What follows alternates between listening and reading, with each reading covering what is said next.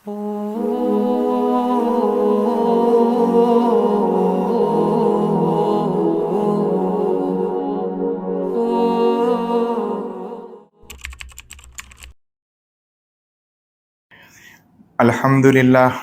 Alhamdulillah, nahmaduhu wa nasta'inuhu wa nastaghfiruhu wa nu'minu bihi wa atawakkalu alayh wa na'udzu billahi min shururi anfusina wa min sayyiati a'malina.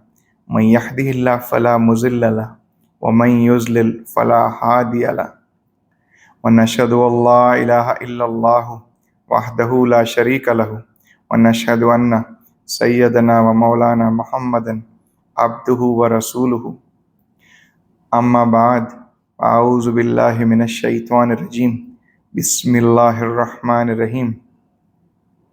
Ar-Rahman, Allamal Quran, Khalaqal Insan, Allamahul Bayan. Sadaqallahul Azim. Rabbi shrah li sadri wa yassir li amri wahlul 'uqdatam min lisani yafqahu qawli. And the ayah and the verse that is read in front of you is from Surah Rahman, a very beautiful chapter of the Holy Quran, about which it is mentioned that Surah Rahman is the brain of Holy Quran, because Allah subhanahu wa ta'ala teaches many different things to human beings in this surah, and again and again Allah subhanahu wa ta'ala in this surah tells the human beings that which blessing of your Lord you will deny, and to both humans and jinns. The ayah says, فَبِأَيِّ آلَاءِ رَبِّكُمَا تُكَذِّبَانِ, that which blessing of your Lord you will deny, you humans and jinns. Allah subhanahu wa ta'ala mentions various blessings that He did on mankind. So the surah starts Ar-Rahman. Ar-Rahman is the most beautiful name about many names of Allah subhanahu wa ta'ala. It means that He is so magnificent, so kind, so forgiving, and His forgiveness is never ending. And His forgiveness is not limited, it's unlimited, because it is the superlative degree of Rahim, that He is so kind that He forgives. Allah subhanahu wa ta'ala says, if my believer will do sins from morning to the day and then he seek forgiveness, I forgive him. And if my believer do sins from night to the morning and he seek forgiveness in the morning, I'll forgive him again. Allah subhanahu wa ta'ala also says, if my believer does sins from the bottom of this earth to the top of the skies, and he seek forgiveness, that, oh my Lord, forgive me, I did this mistake and I'll never do it again. Allah subhanahu wa ta'ala says, I forgive him and I change his sins with the good deeds. Allah subhanahu wa ta'ala is so kind on us. Revelation of all these holy scriptures is more than 300 of them, and sending more than 124,000 messengers is also the feature of His name Ar-Rahman, that He is so kind to us, He is so loving to us, He is so caring, that He don't want us to go to hellfire. Only the devil wants us to go to hellfire.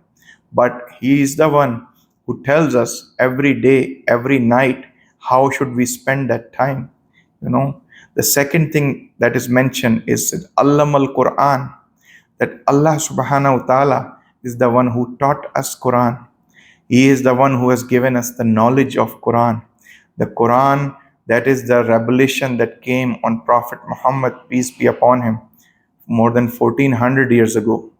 It talks about many things. It talks about many signs that is around us, which we don't pay attention. He talks us about, look at the mountains, look at the earth, look at the sky, look at the moon, look at the sun, which is created by Allah subhanahu wa ta'ala. And It's not that Allah subhanahu wa ta'ala want to teach us physics and biology and anthropology and different sciences. Like, even embryology was taught to us through Quran. You know, anything you name that is mentioned in Quran is correct. What human beings did not know, like, 30 years ago, Allah subhanahu wa ta'ala is revealed on us 1400 years ago, but we are the one not paying attention. We are the one running after worldly things, not looking at the actual source of knowledge. So he is the one who taught us, Allamal Quran. The next thing, Khalaqal Insan. He is the one who created the human. He that is the climax of his creation. The human being who thinks, who has mind, who has brain, who has knowledge, who pays attention, who derives results from experiments, who is not that something is told and they follow. No, something is told, he thinks about it and do challenge, their own experiments. Everything that is told to us, we have a devil's advocate.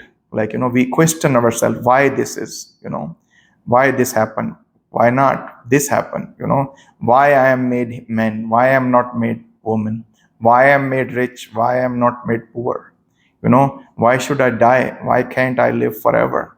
These are the questions that human being is the only one who asks. Elephant never asks why he should die. Lion never asks why he should die. Dog never asks why he should die. But it's the human being that talks about this. And human being is the only creation that has a desire to live forever. But that living forever is a true thing, but not in this world. After we transfer to the next world, that is the life forever. That is the eternal life. That is the true life. This is just a sample.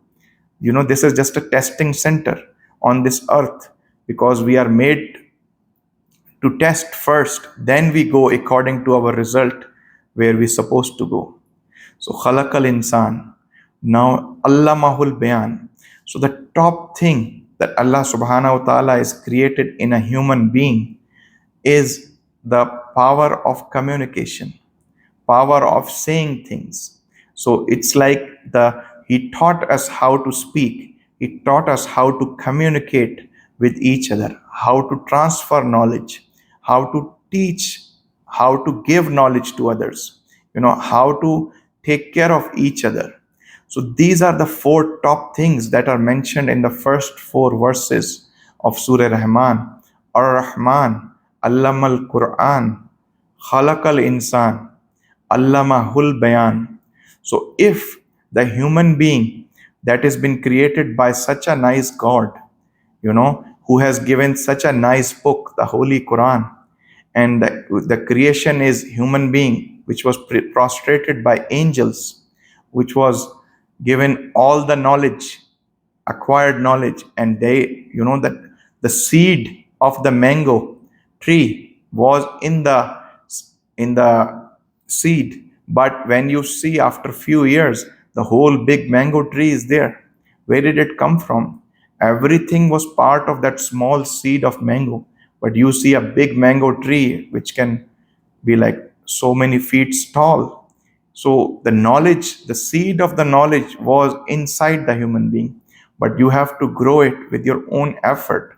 You have to make an effort. Nothing comes, as they say, nothing comes for free, is nothing comes without an effort. So my request to all of you, that when the fourth verse, Allah mahul bayan, that whatever knowledge you have today, transfer it to other people, teach them good things and prohibit them from bad things.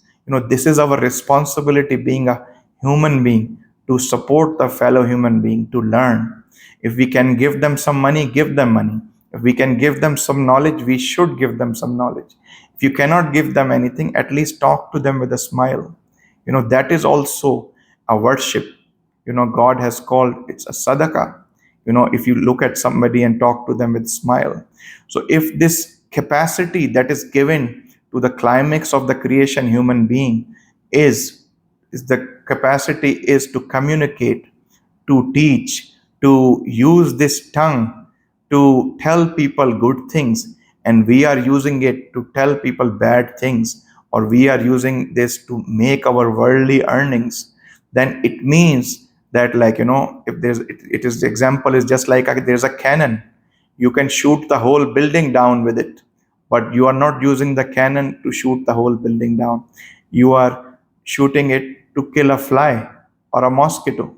So it is our inability, it is our lack of capacity, that we are not utilizing the attributes that has been given to us by Allah subhanahu wa ta'ala to its fullest. We need to use them and maximize them to the best of our ability, and transfer the knowledge, world knowledge and the world after knowledge. Both are very important. We should have a balance.